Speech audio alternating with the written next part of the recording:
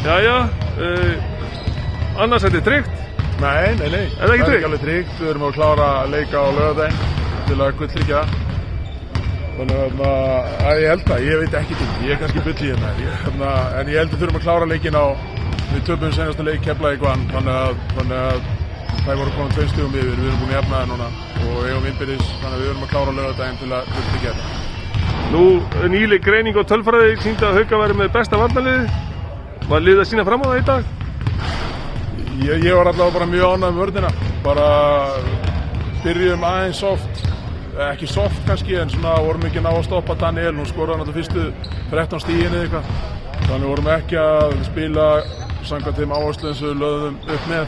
Og svo rökk það í gang og víst mér varst bara varnarleikurinn eftir það. Þangað til voru 5-6 mínútur eftir leiknum.